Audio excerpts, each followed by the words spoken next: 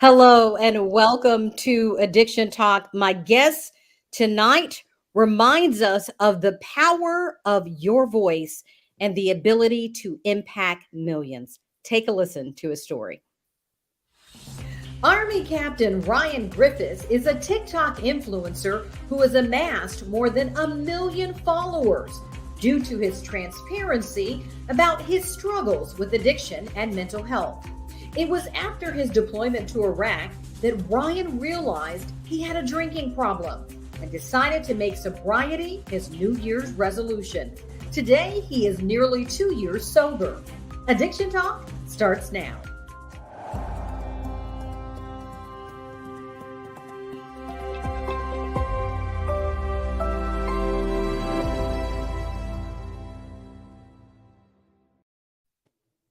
And Ryan is joining us now. Captain Ryan Griffiths, who is in an active military. He's right now based in Colorado, joining us from there. First of all, welcome to Addiction Talk. And we really appreciate you being willing to share your story with us tonight. Joy, I really appreciate you guys. It's always a humbling experience getting asked to speak, and it's just such an honor. So I really do thank you and your team.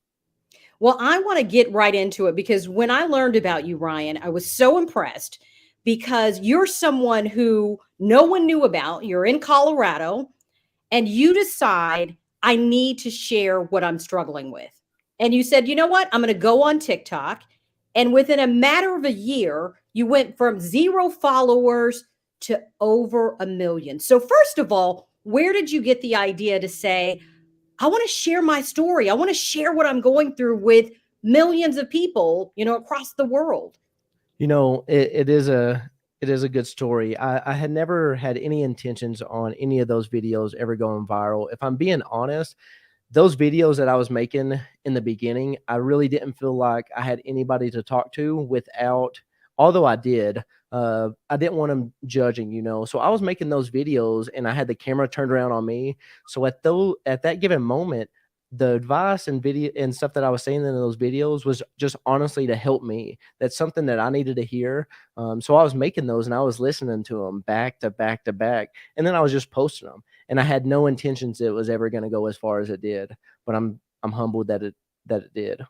hmm So you talk about the fact that these were kind of a tool for you. So you would make these videos. Were you hmm just sharing your heart? What were you sharing?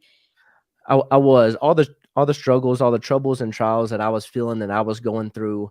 I know individuals struggle and they go through stuff, but during that time, I felt like nobody could relate to me. So I was just making those videos and really speaking from the heart on everything that I was going through, and it was just something that kind of it was my out at the time. And I was getting a couple messages here and there, and people that was relating was messaging and kind of giving me uplifting messages, and then it just kind of exploded.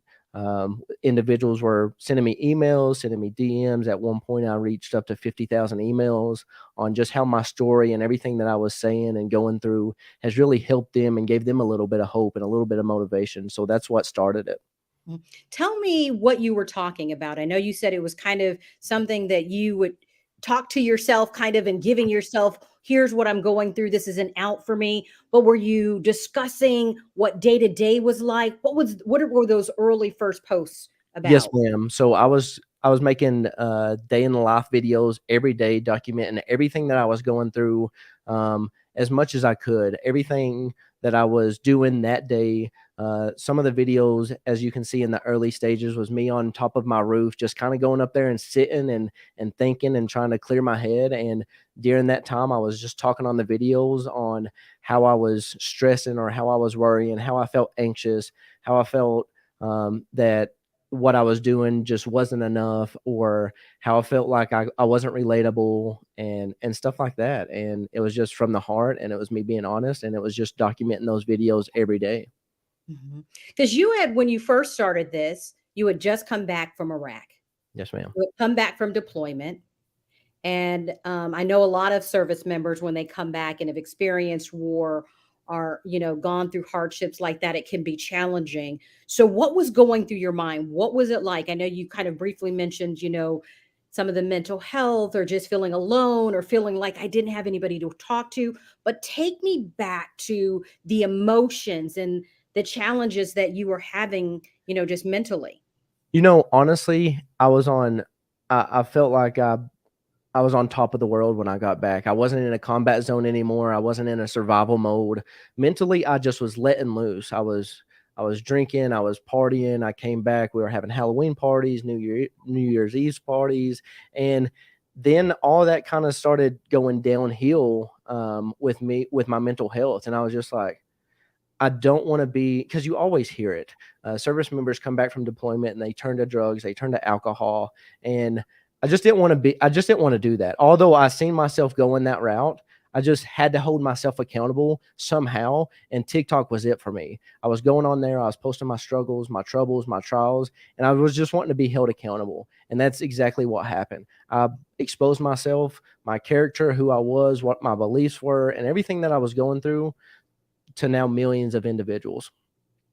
So, when you were thinking about all of the things that you were going through, why do you think it's so difficult to share? You said, and this is something that I thought was so interesting, Ryan, Mhm. is you said that you shared things on TikTok that you hadn't shared with anybody. And I Yes, know ma'am. that's a big deal because you and your wife have been married, I mean, have been together since she was in seventh grade, since you guys were really young. So you would say, why not talk to your family? But a lot of people don't realize just how challenging that is. So tell me about that and why it was so much easier to share it on social. Yes, ma'am. I think honestly, for me personally, I was just always a headstrong individual, and I had never showed any of my struggles. Kind of growing up, my parents did split at an early age, and it wasn't one of those situations where I just cried and dwelled on stuff. So I kind of took that mentality into the army, where I always had to be physically fit, mentally tough, always strong, and I thought I could never be stopped. And then coming back from a combat zone, and now everything was over. um, Reality hit me really quick, especially with my mental health. Everything started coming back, and it just was one of those situations where all those individuals that were super close to me, I didn't want them to know that I was struggling. I didn't want them to know that I was going downhill or having a rough time, or the expectations of what they had always thought of me being this strong individual, mentally tough. I didn't want to break that to the individuals that were closest to me. So I exposed it to the world, to individuals that had no idea who I was. So essentially, their judgment, if they did judge me, didn't have no impact on me. And that was the wrong way to go, because I have individuals now, after speaking and seeing all those videos, the people that was closest to me, they've always been there to support me. It was just me personally didn't think that they would, or they would be judging, and they don't, and they absolutely didn't. So it was easier, you said, from the social media perspective because you're like, these people don't know me.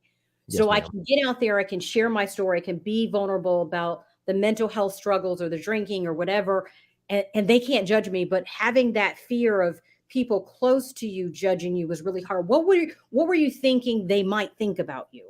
What was the fear? I just I didn't want to be a bearing to them. It wasn't that I felt like they would judge me. I just didn't want them to have to stress and worry, like, hey, my son or my husband or my brother just now came back from combat, and we all know the statistics. We all hear the horror stories, waking up with nightmares, bad dreams, going in into becoming an alcoholic. I didn't want to put that burden on them, that I was just honestly struggling.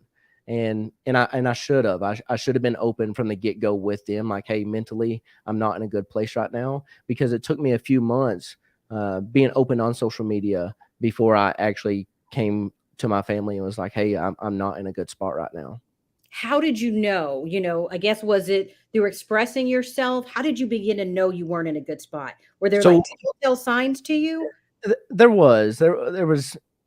I mean, me being a leader in the military, we go through so many classes before you deploy and after, and I was meeting all that criteria. Mentally, I wasn't there. I was feeling down. I was feeling sad, depressed. Some of the situations that happened, I was dwelling on. I started having bad dreams. And as a leader, you pick up on that because you lead soldiers, and when your soldiers are struggling, you have to know when they're struggling, so you communicate that. So me personally, I knew where I was at wasn't in a good place, and I was meeting all that criteria on like, hey, you have to be vocal, you have to tell somebody, you have to go through the proper process and get help. Because that's what we do as leaders. Nobody's perfect, everybody's human, but it's up to us to seek that help and be there for those soldiers that are underneath us. Mhm.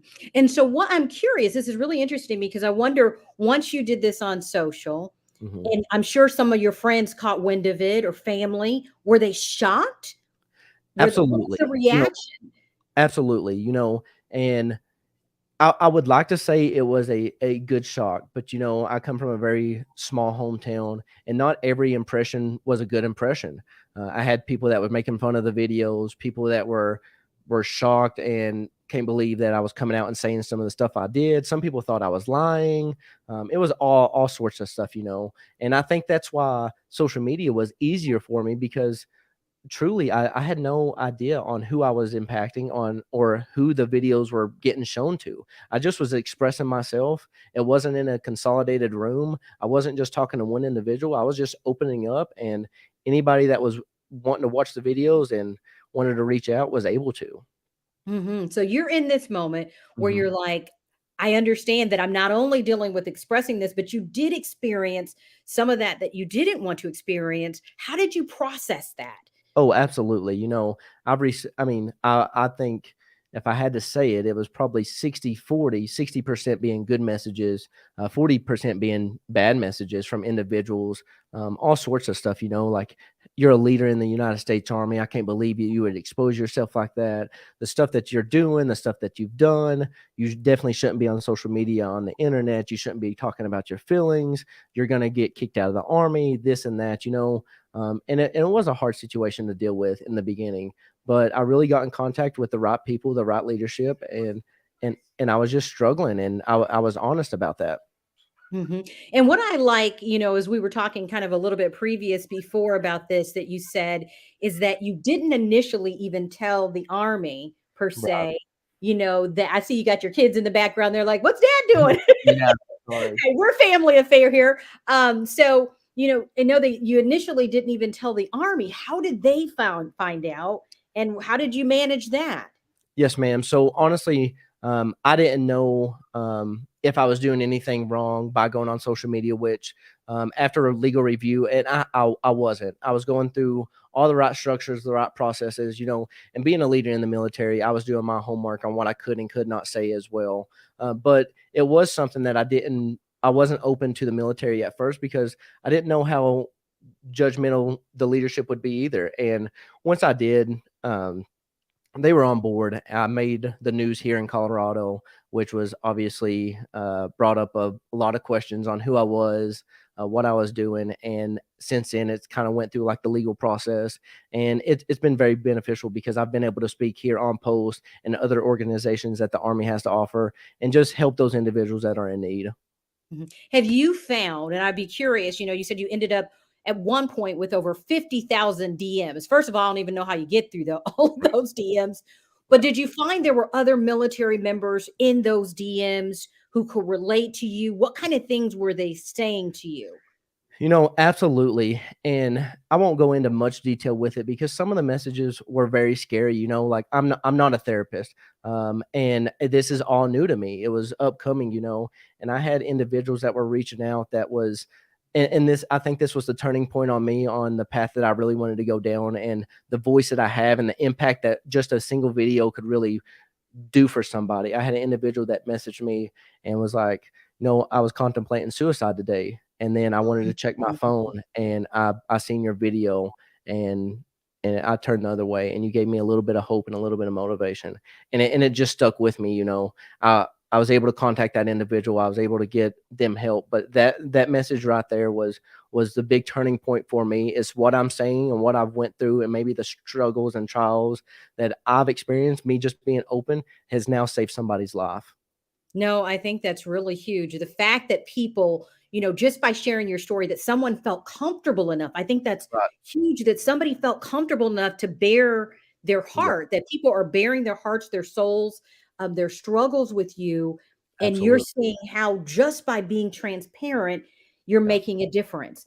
And yeah. so, as you begin to share more of your story, Ryan, at what point did you realize I need to change my life? Like something needs to change here for me beyond just me sharing this, but maybe I have a problem with my drinking. Maybe I need to do more of a self reflection on my life. When did that happen for you? So it happened about 2 months after my deployment. Like I said, I felt like I was on top of the world as soon as I got back. I was having fun, everybody was hanging out, I was not stressed, and then it was that New Year's Eve party, and it really wasn't a couple of friends, but mostly just family. I had just been home for less than 60 days, and it was that turning point at that party when we were going around saying our New Year's resolution, and I was sitting there and I said, "You know what? I think I'm gonna go sober." And the reason I said that is because when I got back from deployment, my mother and my sister-in-law told me that my younger brother had been drinking really heavily, which really saddened me, because him and I have this bond like we're best friends. Ever since we were growing up, anything that I was doing, if I was playing a sport, he was playing that sport. If I was going out, he was going out with me. So me leaving and going on that deployment and being distant, I think he kind of turned towards alcohol as his out.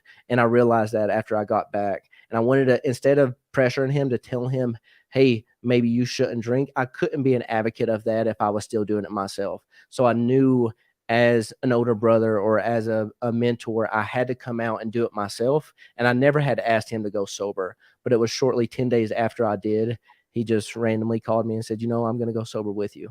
And he's been sober ever since. Mhm.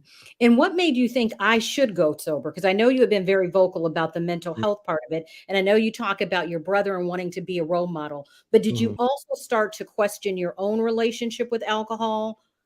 I did. I was using it as more of a crutch, something for fun, than anything else. I was under a lot of stress, starting to go back to work, and just worrying, being anxious. And instead of doing something productive, that's what I was turning to, just as a coping mechanism. And I realized it could get out of hand super quick. And honestly, it worked out. The timeline was perfectly because I realized my younger brother was struggling as well. So to help him, it was kind of one of those things where him and I both are very competitive. And after he was on board, it was him and I both was like, hey, we made it to day 11. We made it to day 15. Mhm. I'm on day 20. So it was just back and back. And it was honestly the best experience that I've ever made, especially with him being along my side. Mhm. Because I know when you looked back and as I was doing, reading more about your story, that alcohol was something you were introduced, both you and your brother, at a very young age. Take me back to how, your relationship with alcohol, even in your family, started at a young age and how that even influenced your relationship with alcohol to view it kind of as this coping mechanism for you. Yes, ma'am. So my father, my mom, and my dad, they divorced when I was 15 years old. My younger brother would have been 12 going on 13. But my dad was an alcoholic as well. So it was one of those things where we kind of looked at like it was normal, especially at a young age going into your teenage years, that it was nothing wrong with it. And that was kind of the mentality that we took with us growing up, especially during the divorce. And me being 15 going on 16, I'm kind of like now getting into the upper teenage years and experience other stuff, and alcohol being one of them. And I honestly, the mentality that I had, it wasn't bad. I just have always seen it. I had always been around it. And it kind of led to my younger brother seeing the same thing. And like I said, he was doing everything that I was doing. So he started even at a younger age than I did. So it was just one of those things where it kind of progressively got worse, but it was just a norm. Because that's how, how you had experienced it growing up. And then, Absolutely. like you said, in connection with the mental health and knowing that you were kind of struggling, you couldn't really communicate. You're trying to share this on social, but having that as an outlet, but finally making the decision, Yeah. you know what? I'm going to get sober. I know you're close. We're almost close to the new year. We're not that far away, which will be 2 years for you. Mhm. What has life been like in sobriety, and what has been the difference? Have you noticed a significant difference? I have, and it's just a true blessing. that I've been able to go on this journey, especially having somebody by my side and the whole support team. You know, my family supported us from the beginning, and it's just a humbling experience that you can go from having a bad lifestyle and maybe going down the wrong road to absolutely doing a 180, because it is hard.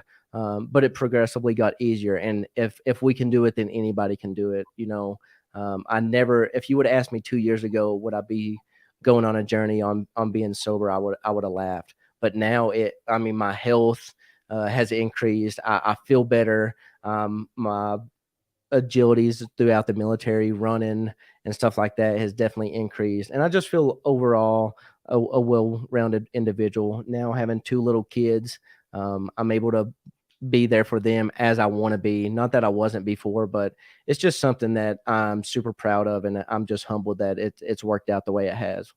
When you said, I was kind of shocked. If you would have told me, why are you shocked that you ended up on this path? Because honestly, I had never thought in I would ever be where I'm at today, especially with being sober and being on social media. I was never individual that would be open and out about my problems, especially with drinking. And it's just amazing what can change in such a short amount of time. And I'm truly blessed with that. That I've been able to make a go and kind of stick with it and have individuals to support me, and especially being open about it. I'm honestly, I'm just blessed. Mhm. And when people hear your story, because as you say, you're still posting, and you Mhm. didn't have any social media background, which I think is amazing. Right. Brands often pay to be able to do what you're doing, but you went from zero followers to 1.4 million in the process of a year, sharing your journey. What Mhm. do you hope all those people who are listening to you? What is your hope that they'll take from your story? You know, I say it all the time. I love having the interactions, and I love being able to see my account and seeing it has a million individuals that are following me. But honestly, if it just helps one individual, that's all I care about. And I said it in the beginning, and I'll say it now. I won't stop until I'm heard around the world. Every video that I make has a purpose, and if it just reaches one individual and it gives them a little bit of hope and a little bit of motivation, then it's all worth it to me. I don't need a million followers. I don't need a million views on every video. If I had the ability just to change one individual's life and help them and give them that little bit of hope or a little bit of courage that I needed in my dark days, then it's all worth it to me. And I think that's so powerful because, like you said, being able to touch people from around the world. Now, are you finding that people from around the world, like, what are the age groups? Who are you? Who's being drawn to you? Yes, ma'am. So it's definitely worldwide now. I have individuals that were messaging me from Canada, Jamaica, so many different locations. You know, the age group right now is a little bit older than myself, anywhere between 30 and 60 years old. And it's every state. I know when we were kind of going through all the messages, I had every state from a message or an email that has messaged me And since. celebrities I even have reach I have had celebrities as well like my video. I know we kind of previously touched on it before, but one of the videos that went viral was a song that I was playing on the background, and Gary LaVox from Rascal Flatts was commenting on the video, sending his support, his encouragement, and all that. And it's so crazy how social media really has changed my life in such a short amount of time. Mhm. Now, would you encourage other people to share more? Do you think we need more people like you sharing their journeys to break this stigma? Because the fact that so many people have been drawn to your story shows there's a need out there. Do you think we need more people doing this? It's hard to say. I would personally say yes, because there is such a huge stigma, and especially from a leadership aspect, you don't see many leaders doing it. Going against the grain is something that is very uncomfortable, especially exposing yourself and everything that you're going through to over millions of individuals is something that you really have to have the fortitude to understand that anybody can get a hold of your videos, anybody can judge you, anybody can see what you're going through, and if you're not up for that, then it can turn on you real quick. Like we said before, it's not all good messages that I received. You know, I'm very vocal about what I've been through, what my beliefs are. I've had people that have sent threats that don't believe what I believe, don't expect me to be saying what I'm saying, don't think I should be saying what I'm saying. So it's good and bad. I would just say if you are wanting to help individuals, then it doesn't matter what people think. Every video that I post now, it doesn't. I don't take that split second of, oh, what if somebody don't like this, and I never have. And I think that's what's helped my video so much is I'm a leader in the United States Army, and I'm not opposed to speaking my mind and letting individuals know what I'm going through because it is helping individuals. Wow. I mean, that's bravery, because people think when you're TikTok and you're doing this, they think about all the fanfare, but not even realizing you're saying, hey, to share this message, mentally, I have to deal with, you said 40% in the beginning of people saying negative things, having to process that, having to be vulnerable, all of that, and even, getting threats. So this just shows me, Ryan, how passionate you are because Absolutely. you're persevering. And I can see why you're a captain in the Army because Mhm. you're persevering through all of that because you see just the true value of what you're able to share. So I just have a few more questions for you because I know you have some golden nuggets still to share out there. So I know you said before alcohol was your coping mechanism. How do Mhm. you cope these days? What advice would you give to someone you're because I'm sure you still sometimes struggle Yes, with some ma'am. of those mental health challenges and it doesn't just go away overnight. So what has been the coping mechanisms now for you? Absolutely, and that's a good question because I think every individual is different. For me personally, I've always been active. I've always been competitive. So when I am struggling or I am down or I do have those times and those situations where I reflect back, I just go out for a run, which is something that I enjoy. I know when I was in Hawaii, I ran a marathon, and typically it's headphones in and music blaring, but I don't use none of that. I love just to get out, feel it, and just completely go to a different environment and clear my head. So that's really what I use nowadays. Every time that I'm struggling, every time I'm feeling down, I'll go out for a run, and it doesn't matter the distance. And I would recommend that to anybody because I can promise you, no matter if you're a marathon runner or a sprinter or even a walker, at one point you're going to be challenged in that run, and there's going to be a little fairy on that shoulder saying, hey, your lungs are hurting right now, you should stop. So it's a mental game with myself in a competitive aspect of like, I can go a little bit farther, I can go a little bit farther, and I always battle that with myself, and I always compete. So it helps me in the long run to keep going and staying active, and that's how I cope with it nowadays. Yeah, I know a lot of people have said that's been really huge for them to be able to find, even in recovery at many of Hmm. our locations, we have gyms or things like that because it's another way to, to process the emotions and the things that you're dealing with. And I'm curious, has it gotten easier now, Ryan, to talk to those close to you about what you're feeling?